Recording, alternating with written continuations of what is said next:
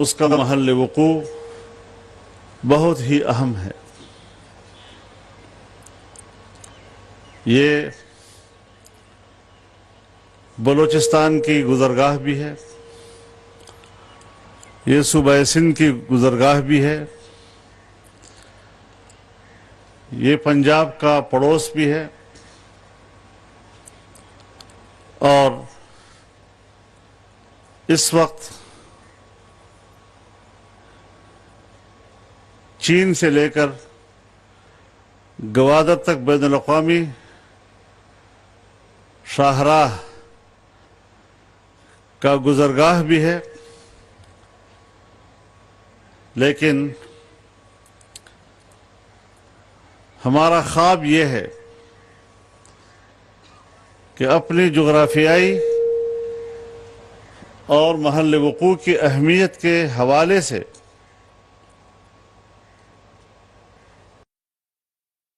کا وہی حق دیا جائے جو اس کا بنتا ہے۔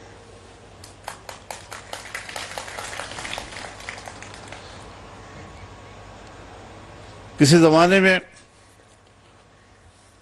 یہ ساری چیزیں ایک تخیل ہوا کرتی تھی۔ میں جب 90 کی دہائی میں یہاں کے کسی اجتماع سے بات کرتا تھا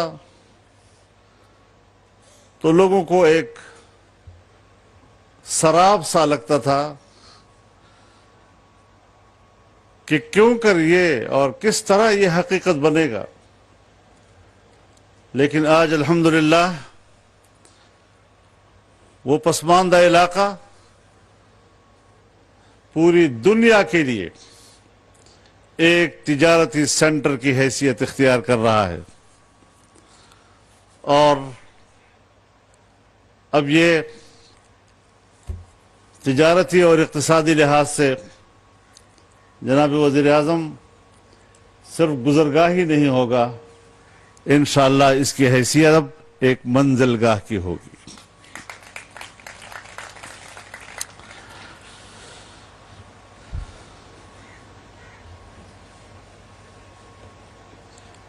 جناب میاں محمد نواز شریف صاحب بحیثیت وزیر اعظم پاکستان کے یہاں تشریف لائے۔ ہماری درخواست پر انہوں نے بڑے بڑے منصوبوں کا اعلان کیا، کچھ پر کام شروع ہوا، کچھ پر کام شروع نہیں ہو سکا، لیکن بعد میں جب حکومت بنی اس حکومت نے رواں منصوبوں کو بھی معطل کر دیا تھا۔ ترقی کا کام جیسے پورے ملک میں رکا، یہاں بھی رک گیا تھا،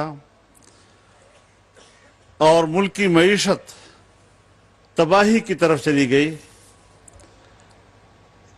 ایک فلسفہ دیا کہ پاکستان میگا پروجیکٹ کا متحمل نہیں ہے،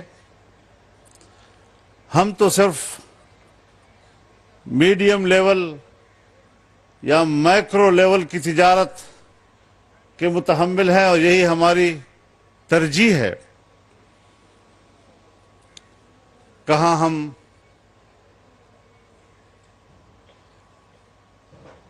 سی پیک کی شاہراہ کا سوچ رہے تھے، کہاں ہم لفٹ کینال کا سوچ رہے تھے، کہاں ہم گملزام اور ٹانکزام کا سوچ رہے تھے، کہاں ہم چھوٹے سمال ڈیمز کی بات سوچ رہے تھے، اور پورے ملک میں جگہ جگہ پر بڑے بڑے منصوبے شروع ہوئے۔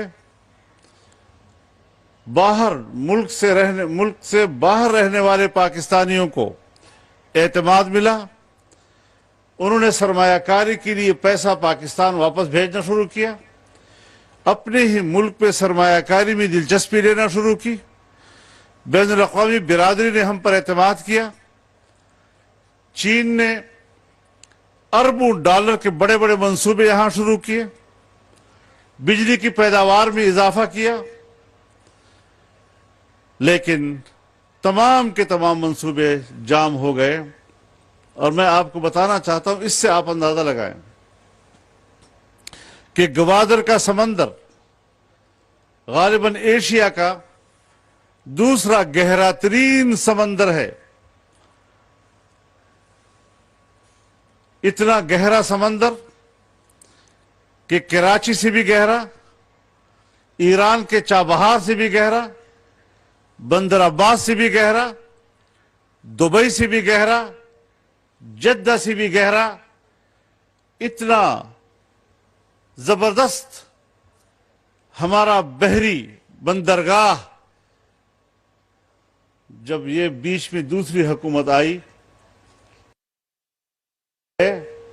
حسن اقبال صاحب بہتر گواہ ہوں گے اس کے کہ اس کی گہرائی صرف 11 فٹ رہ گئی تھی. مٹی آ کر 8.5. آپ اندازہ لگائیں کہ کہاں وہ کیفیت، کہاں ترقی کا وہ تصور، کہاں اس بندرگاہ کی وہ اہمیت، اور کہاں یہ کہ 8 اور 11 فٹ پہ ہمارے پانی کی گہرائی رہ گئی تھی. اب اس کو دوبارہ گہرا کرنے کے لیے کام شروع ہے. کہاں سے کہاں ہمیں پہنچا دیا گیا، اور اس کے باوجود بھی دعویٰ ہے کہ ہم سے بہتر کوئی نہیں.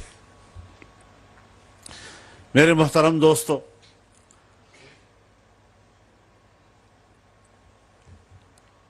ایک بات میں واضح کر دینا چاہتا ہوں.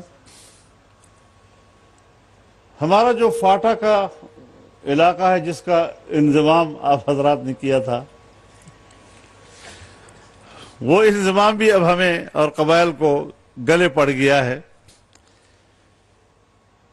اس وقت ہم نے ان سے ایک وعدہ کیا تھا، اور ایک کمیٹی کی رپورٹ کی بنیاد پر ہم نے سالانہ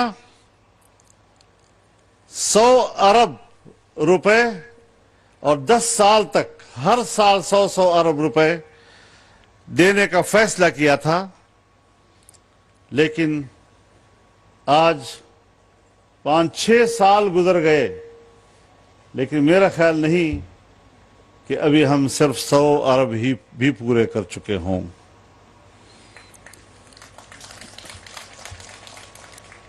لوگوں کے مکان گر گئے، تباہ و برباد ہو گئے، لیکن آج تک ہم ان کے مکانوں کی بحالی نہیں کر سکے. جب سے اپنے گھروں سے ہجرت کر کے ملک کے اندر ہی وہ مہاجر بنے، ابھی تک وہ اپنے گھروں کو واپس نہیں جا سکے. ان کے گھر اس قابل نہیں ہے کہ وہاں وہ رہائش اختیار کر سکیں. وہاں کا انفراسٹرکچر تباہ ہو چکا ہے. خیال یہ تھا کہ وہاں سڑکیں بنیں گی، سکولز بنیں گے، کالجز بنیں گے، یونیورسٹیز بنیں گی، ہاسپٹلز بنیں گے، اور سیٹل ایریا کے لوگوں کے معیار زندگی پر ان کو برابر لایا جائے گا. لیکن اس وقت ایک ایسے خط پر وہ کھڑے ہیں کہ جہاں وہ اب نہ سیٹل کے رہے اور نہ ہی وہ ٹرائبل کے رہے. اس صورتحال میں وہاں کے عوام کی قسم و پرسی، ان کی بدحالی، اور آج جو حالات وہاں دوبارہ بن گئے ہیں سیکیورٹی کے حوالے سے، میرے خیال میں ماضی کی نسبت صورتحال اور گھمبیر ہو گئی ہے، اور شاید ہماری ترقی کے کام وہاں پر اب پتہ نہیں ان حالات میں ممکن بھی ہو سکیں گے یا نہیں ہو سکیں گے. ایک بہت بڑا سوال ہے. ایک بات میں آپ کے نوٹس میں لانا چاہتا ہوں جناب وزیر اعظم. مجھے حیرت ہوئی، 2 دن پہلے میرے پاس ایک وفد آیا جنڈولہ کے علاقے کا، اور انہوں نے کہا کہ ہم ٹانک زام کے متاثرین ہیں. اتنی آبادی آپ لوگ زیر آب لا رہے ہیں، ہم سے بات ہی نہیں ہو رہی. ہمارا کیا بنے گا؟ ہم کدھر جائیں گے؟ بڑی لمبی گفتگو کے بعد پتہ چلا کہ ان کو ٹانک زام پر اعتراض نہیں، لیکن اگر پرانے نقشے کی بنیاد پر ہو، اس کا پورا نقشہ تبدیل کر کے آج کی جو نیا نقشہ متعارف کرایا گیا ہے اس حوالے سے ایک بہت بڑی آبادی متاثر ہو رہی ہے. چیئرمین وابڈا سے بھی ہم گزارش کرتے ہیں کہ اس کو ریویزٹ کریں اور وہی نقشہ اس طرف لے جائیں کہ جہاں ڈیم بھی بن سکے، کیونکہ ہمارے ہاں ڈیم ملٹی پرپس ہے. وہاں فلڈ کنٹرول بھی ہوگا، ایریگیشن بھی ہوگا اور پاور جنریشن بھی ہوگا. ان ڈیم بنیں گے اور ہمارے جو اپنے علاقے کے وسائل ہیں، چاہے وہ چشمہ رائٹ بینک کینال ہے، چاہے وہ فرسٹ لفٹ کینال ہے، چاہے وہ سیکنڈ لفٹ کینال ہے، چاہے وہ اسمال ڈیمز ہیں، نواب حیدر ضام ہے، چودوان ضام ہے، درابڑ ضام ہے، ٹانک ضام ہے، گومل ضام ہے، اگر یہ تمام جو ہمارے اپنے خطے کے وسائل ہیں وہ ہمیں مہیا کر دیے جائیں تو جناب وزیر اعظم آپ کو علاقہ دامان کا 12 لاکھ ایکڑ کے اراضی ہم بارانی سے نہری بنا کر آپ کو دیں گے. جہاں آج ہم غلہ باہر سے منگواتے ہیں، اس زمین کے آباد ہونے کے بعد آپ کو غلہ ایکسپورٹ کرنا پڑے گا، امپورٹ کرنے کی ضرورت نہیں پڑے گی.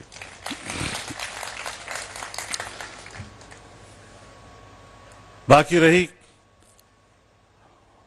ملک کی سیاست، یقیناً آج جو ہمارے دوست ہیں، چاہے غیر مسلم دنیا ہو اور چین اس میں ہم سب سے قریب ہو، چاہے مسلم دنیا ہو اور سعودی عرب ہمارے سب سے قریب ہو، آج ان کا اعتماد بحال کرنے میں ہمیں دقت محسوس ہو رہی ہے.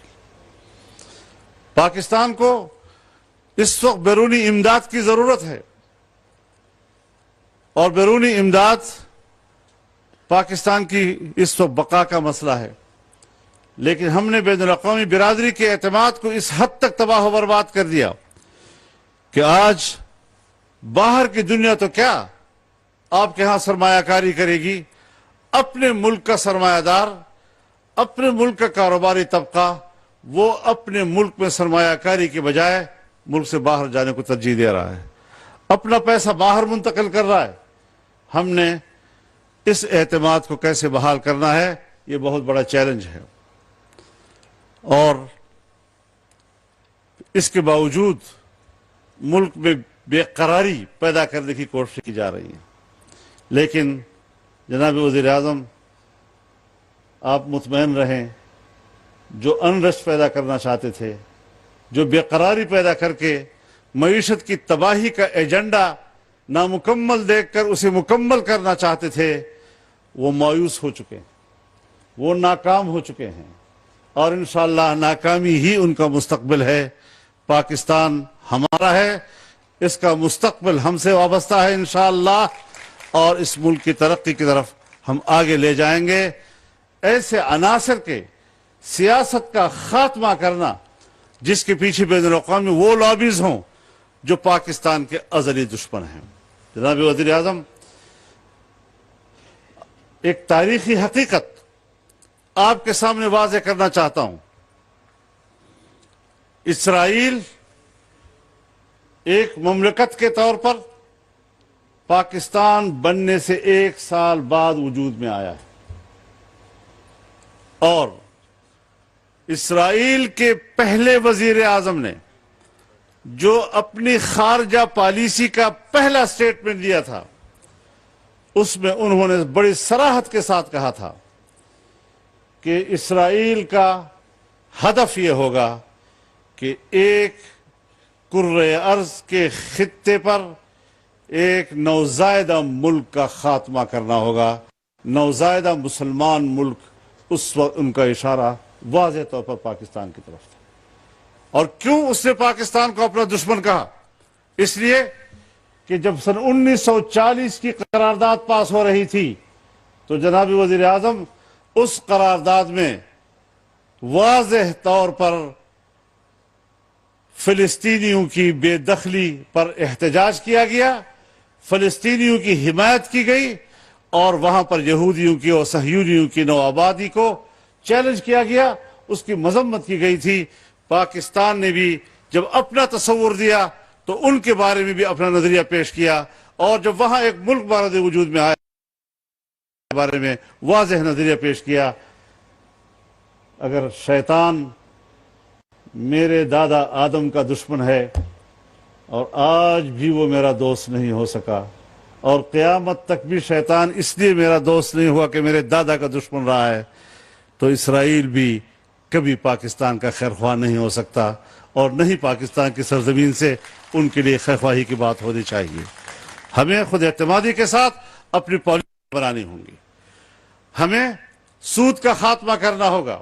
جس طرح کے اقدامات ہوئے ہیں، میں صرف شکریہ ہی نہیں بلکہ مبارکباد بھی پیش کرتا ہوں کہ آج پہلی مرتبہ سود کے خلاف فیصلہ ہوا اور اسٹیٹ بینک آف پاکستان اور نیشنل بینک آف پاکستان دونوں نے اپنی اپیلیں عدالت سے واپس لینے کا فیصلہ کیا تاکہ کورٹ کے فیصلے پر عمل درآمد ہو سکے۔ اور اب ہمارے لیے وہ بینک جو پرائیویٹ ہے اور انہوں نے اپیلیں کی ہوئی ہیں، ان کو بھی واپس لانے پر ان کو آمادہ کیا جائے گا۔ تو میرے محترم دوستو، خطے میں ایک باوقار ملک بننے کی صلاحیت ہم نے اپنے اندر پیدا کر دی ہے۔ اس کے لیے گو کہ ہمارے پاس وقت کم ہے، مقابلہ سخت ہے، لیکن ہم نے جب چیلنج قبول کیا ہے تو پھر اللہ کی مدد حاصل کریں گے اور انشاءاللہ اپنے اہداف میں ہم کامیاب ہوں گے۔ تو یہ چند گزارشات جو سپاسنامے میں بھی آپ کے سامنے پیش کی گئی، اور ارادہ تو ہمارا یہ تھا کہ اس پورے اسٹیڈیم میں جلسہ عام ہوگا۔ جس طرح میاں نواز شریف صاحب کے وقت میں یہ پورا اسٹیڈیم بھرا ہوا تھا، لیکن کچھ موروثی حالات کے پیش نظر ہمیں اس کو محدود کرنا پڑا۔ آپ تشریف لائے، آپ نے بڑے بڑے میگا پروجیکٹس کے افتتاح کیے، اور ہمارے مطالبات بھی آپ نے سپاسنامے میں سنے، اور مزید بھی ہم آپ سے امید رکھیں گے کہ ہمدردانہ غور ہمارے مطالبات پر آپ کریں گے۔ اور آپ نے ہمیں یہ بھی کہا تھا کہ میں بنوں مستقل طور پر جاؤں گا، تو اگر آج یہاں اس اجتماع میں بنوں سے کوئی ساتھی نہیں آئے یا بہت کم آئے ہیں تو اس کی بنیادی وجہ یہ ہے کہ آپ نے بنوں کے لیے ایک مستقل سفر کرنے کا عندیہ دیا تھا، جس کے لیے ہم آپ کے شکر گزار ہیں کہ وہاں پر بھی۔ لیکن ساتھ ساتھ میں یہاں پر ایک بات اپنے دوستوں کے سامنے عرض کر دینا چاہتا ہوں کہ یہاں سے تجارتی شاہراہ گزر رہا ہے، سپیک کے معنی تجارتی شاہراہ۔ اب ظاہر ہے کہ اس شاہراہ کے قریب قریب میں ہماری پیداواری صلاحیت میں بھی اضافہ ہونا چاہیے، اور اس کے لیے ضروری ہے کہ یہاں انڈسٹریل ایریاز ہونے چاہیے، یہاں انڈسٹریل پارک ہونے چاہیے، اور کچھ زمین بنوں میں خریدی گئی ہے، کچھ ہمارے ڈیرہ اسماعیل خان میں خریدی گئی ہے، اور ہم یہ بھی چاہیں گے کہ یہ ایگریکلچر ایریا ہے، یہاں ایک ایگریکلچر انڈسٹری کے حوالے سے بھی ہمیں اقدامات کرنے ہوں گے۔ اور ایک طرف ہم سڑک کے ذریعے دنیا میں تجارت کو فروغ دینا چاہیں گے، لیکن یہ خطہ اگر آپ کا سول ایوییشن اس کی اجازت دیتا ہے، وہ خود ہی اندازہ لگا لیں اس پورے خطے میں کہاں پر مناسب وہ سمجھتے ہیں ہمیں ایک انٹرنیشنل کارگو ایئرپورٹ دیں، تاکہ ہم ہوا کے ذریعے سے بھی اور فضا کے ذریعے سے بھی تجارت کو فروغ دے سکیں، وسط ایشیا تک، مشرق وسطیٰ تک، افریقہ تک، اور انشاءاللہ العزیز ایک بڑا تجارتی جنکشن یہ علاقہ آپ کو مہیا کرتا ہے، پاکستان کی ترقی کے لیے خود کو پیش کرتا ہے۔ تو اس پسماندہ سرزمین کی وسیع و عریض خطے کو جو ان کی خدمات آپ کے حوالے کی جا رہی ہیں، امید ہے آپ تہ دل سے ان کی خدمات کو قبول کریں گے اور اس کی ترقی کے لیے آپ معاون ثابت ہوں گے۔ اللہ تعالی ہمارا حامی و ناصر ہو۔ وآخر دعوانا ان الحمدللہ رب العالمین۔